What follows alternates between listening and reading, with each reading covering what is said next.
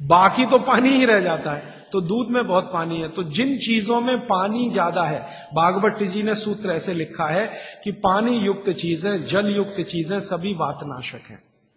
तो दूध हो गया, दूध के बाद दही, दही में भी पानी ही है, आप जानते हैं। और छाछ तो सबसे ज्यादा पानी वाली है। जूस जो आप इस्तेमाल करते हैं, सभी जूस वातनाशक है। सभी जूस, संतरे का, मौसम्बी का, गन्ने का तो बहुत ही अच्छा है, अंगूर का, टमाटर का, वगैरह वगैरह, ये सब जूस वातनाशक है। तो सब तरह के जूस, दूध, दही, छाछ, ये सब वातनाशक चीजें हमारे घरों में हैं। अब आखिरी चीज आप सभी का स्वागत है आपके अपनी YouTube channel Ayurvedic secrets of health में। भागवत जी कहते हैं कि वातनाशक, पित्तनाशक और कफनाशक ऐसी चीजें दुनिया में एक साथ मिले हैं, बहुत रेयर। वो कहते हैं कि बहुत चीजें दुनिया में हैं, कोई वात का नाश करेगा, कोई पित्त का, कोई कफ का, लेकिन कोई ऐसी चीजें भी अपने रसोई में हैं जो तीनों को नाश कर सकते हैं। उनमें से नंबर 1 है आंवला। फिर दूसरा है हरडे,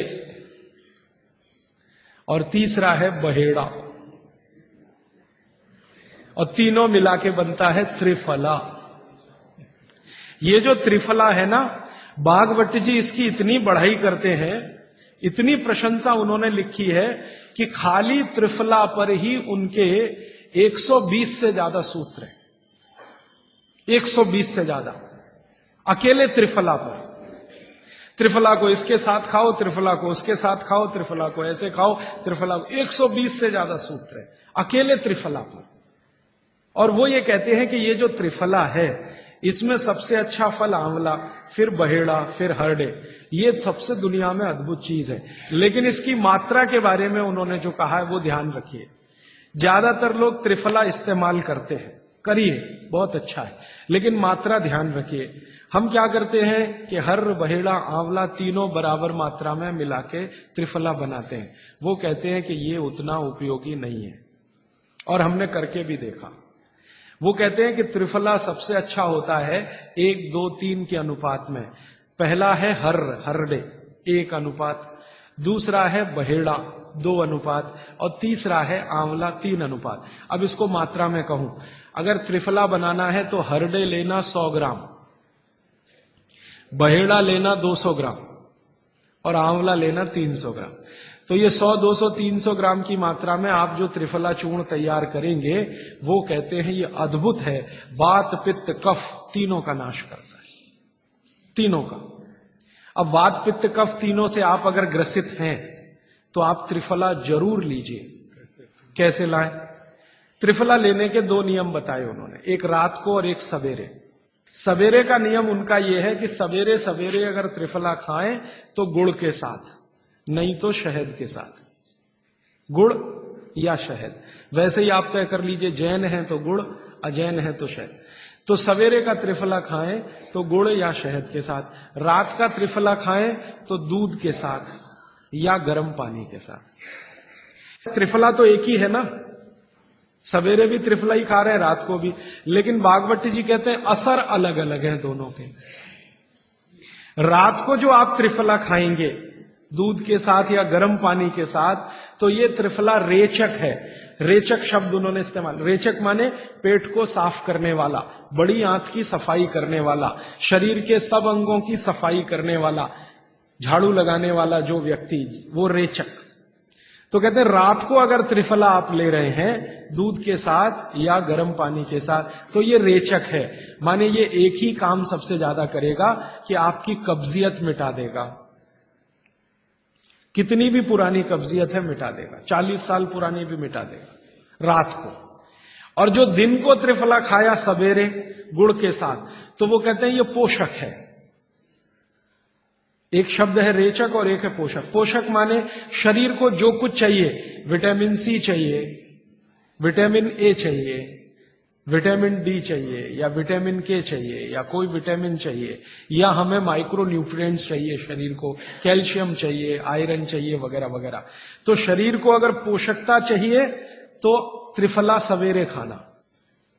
और शरीर में आप मानते हैं कि हमारी कब्जियत ठीक करने के लिए, तो त्रिफला रात को खाना। दोनों समय के त्रिफले में बिल्कुल अलग तरह के परिणाम आते हैं। तो जो कहें हम तो स्वस्थ हैं जी, तो सवेरे ही त्रिफला खाओ, स्वस्थ हैं तो।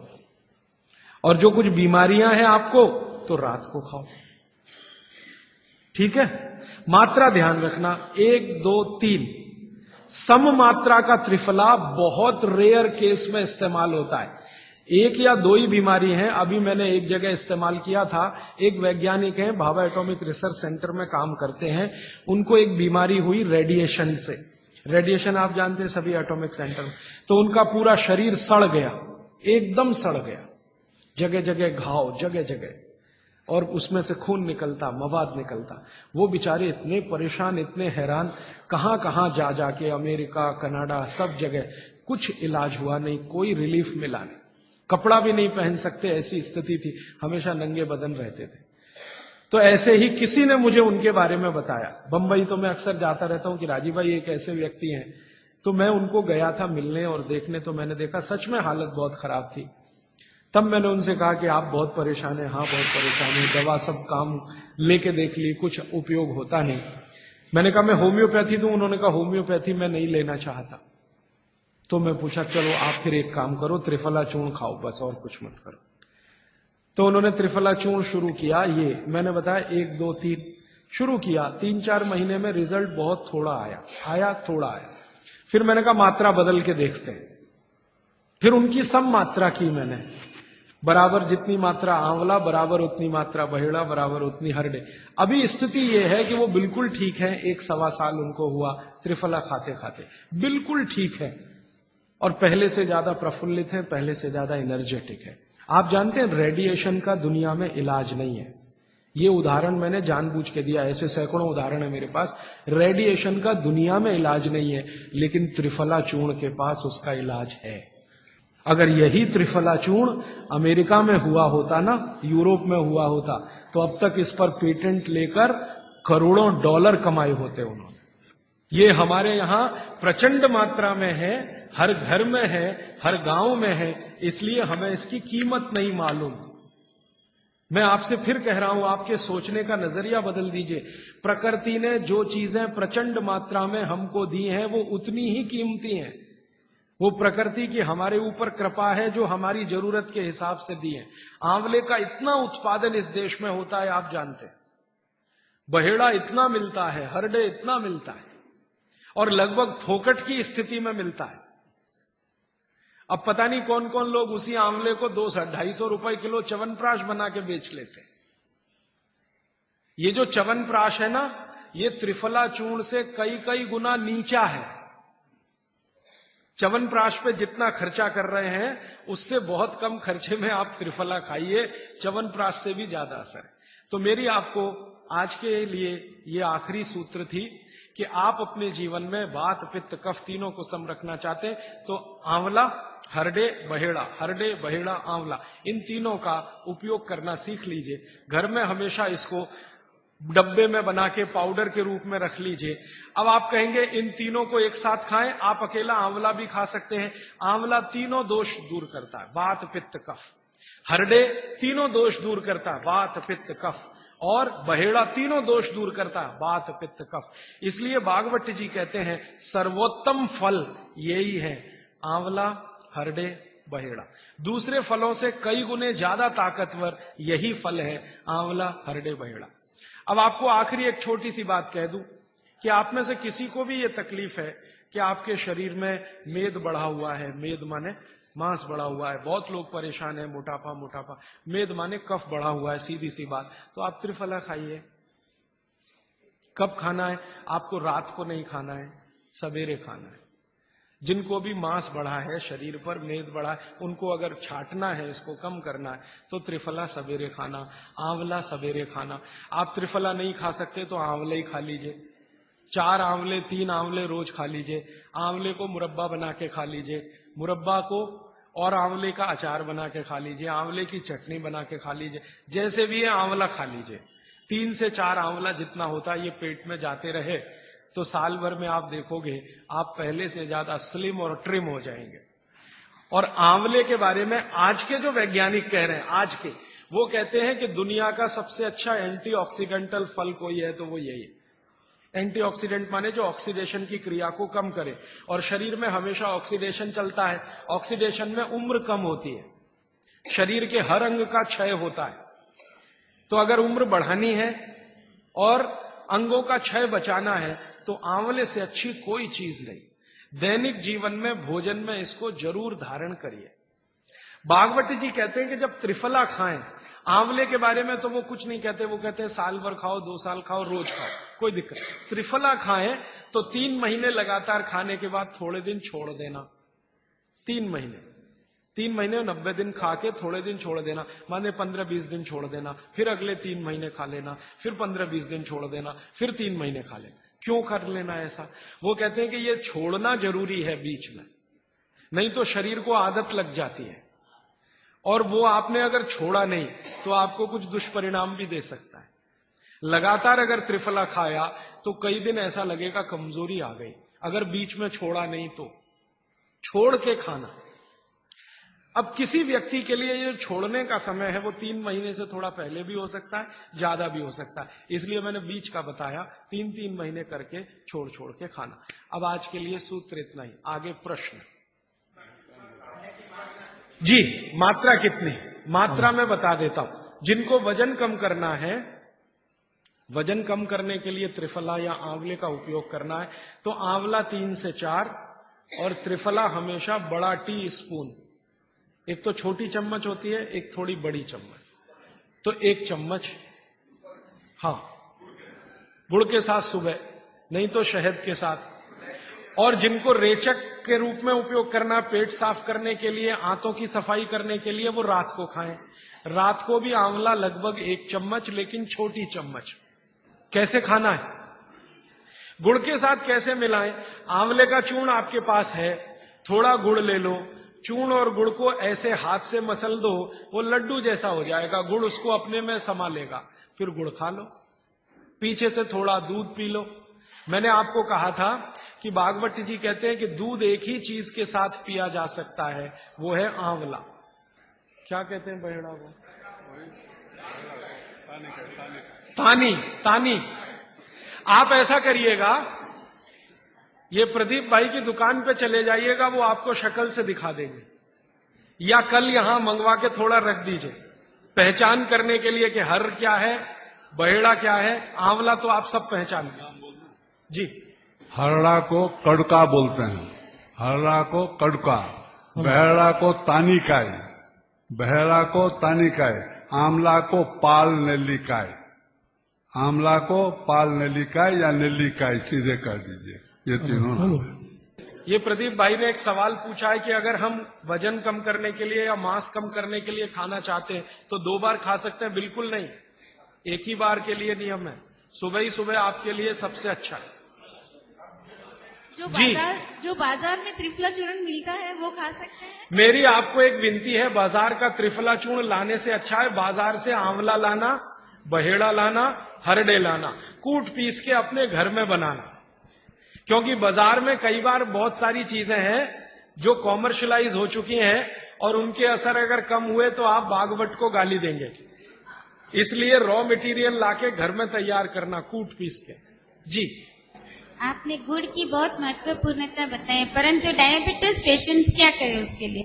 गुड़ आप डायबिटीज में खाइए, भरपेट आंवले के साथ खाइए, त्रिफला के साथ खाइए, कोई तकलीफ नहीं, कोई तकलीफ नहीं है गुड़ खाने में। डायबिटिक लोग भी गुड़ खा सकते हैं, शुगर ना खाएं। और जूस का क्या करें? डॉक्टर्स तो कहते हैं डायबिटीज डोंट ईट फ्रूट्स करके। आप बिल्कुल चिंता मत करिए, आप भगवान की दी गई जो शक्कर है, ईश्वर की दी गई शक्कर है, जूस में है, फल में है, वो आपको शायद मालूम है या नहीं।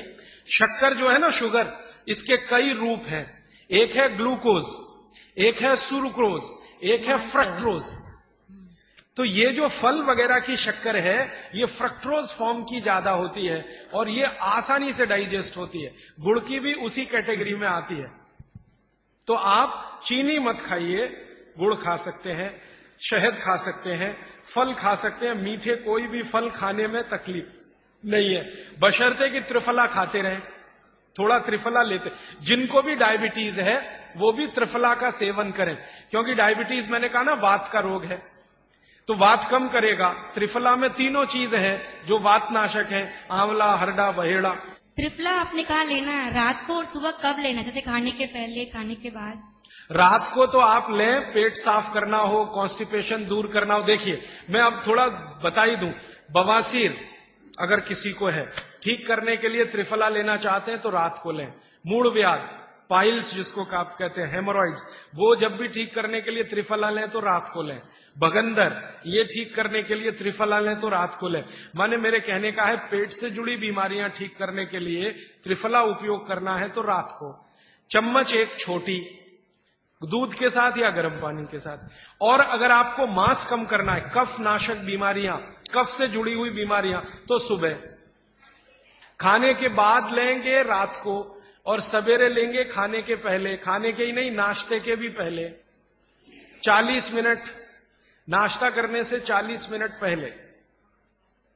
जी आपने बताया कि त्रिफला 1, 2, 3 के अनुपात में बनाने हैं, तो आपने जो मुंबई वाली बात करी, तो मुंबई वाले भाई साहब को पहले आपने 1, 2, 3 के अनुपात वाला ये त्रिफला दिया, वो जब बराबर काम नहीं किया तो फिर आपने समकालीन दिया और वो बिल्कुल ठीक हो गए, तो ये क्या प्रोसेस हुआ? हाँ, ये सवाल थोड़ा टेक्निकल है।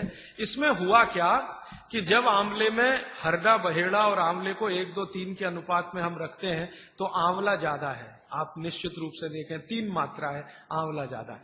आंवला माने विटामिन सी का भंडार, आंवला माने कैल्शियम का भंडार, आंवला माने ये, आंवला माने वो। तो अब जब बीमारी उनको रेडिएशन की थी तो ऑलरेडी उनके शरीर का विटामिन सी बढ़ा हुआ है, क्योंकि रेडिएशन से वो एक्स्ट्रा होता है। तो हमने देखा आंवला अगर मात्रा उनके साथ है तो वो काम नहीं कर पा रहा है इतना, जब 3 मात्रा का है, क्योंकि जो चीज पहले से बढ़ी है वो और बढ़ाएगा। तो फिर हमने इसको कम कर दिया, हरडे और बहेड़ा को बढ़ा दिया, तो सम हुआ, तो रिजल्ट तुरंत आ गया। तो ये रेडिएशन जैसे गंभीर बीमारियों में, कैंसर जैसे गंभीर बीमारियों में इस तरह का उपयोग होता है आंवला, हरडे, बहेड़े का बराबर मात्रा में। लेकिन बाकी जो साधारण बीमारियां हैं उनमें 1, 2, 3 ही रहता है, क्योंकि आपको कई जगह कैल्शियम की जरूरत है, विटामिन सी की भी। जितने लोग मोटे हैं उतना शरीर में विटामिन सी कम, जितने लोग मोटे हैं उतना कैल्शियम कम। तो कैल्शियम कम है, विटामिन सी कम है, तो मैं आपसे कहूंगा ही कि आंवला 3 मात्रा में लो तो वो बढ़े, तो बाकी चीजें कम हो। तो ये चक्कर है, ये थोड़ा टेक्निकल प्रोसेस है, आप लेकिन समझ जाएं, सरल भाषा में मैंने कोशिश की है बताने की। जी। In 1992, I went to Rajasthan. I studied Jainism. I have been following. I was 120 kg with top to bottom all diseases. Today, I am standing without any disease. I am 66. I am following 100% Swamiji's. I don't take idli, chapati or sugar. Particularly white sugar is nothing but carbon.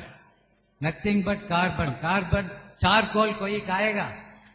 The same way, the refined oil, nothing but again carbon. Asphalt, road के डालेगा ना, tar, that is. So, what he said, I learned it in Rajasthan. I was 127 kilo. Now I am just 49 or 50 kilo without any disease. From top to bottom, including lung cancer and mouth cancer, I cured without any medicine, only by food, the Swamiji's food. I have to thank Jainism. But one sorry state, kindly all Jains follow, not attending here, follow it. Don't listen and forget it. All these things have to go into your heart and eat healthy, live healthy. Thank you. मेरे पास एक कागज में लिखा हुआ प्रश्न आया है, छोले की दाल और दही साथ में खा सकते हैं? आप ये देखो, छोला द्विदल है क्या? है तो नहीं। और खाना है तो तरीका मैंने बताया, दही गर्म करके बघार लगा के। तो जो भी चीज द्विदल है उसके साथ दही खाएं तो बघार लगा के, तब उसकी तासीर गर्म होती है तभी खाएं। धन्यवाद।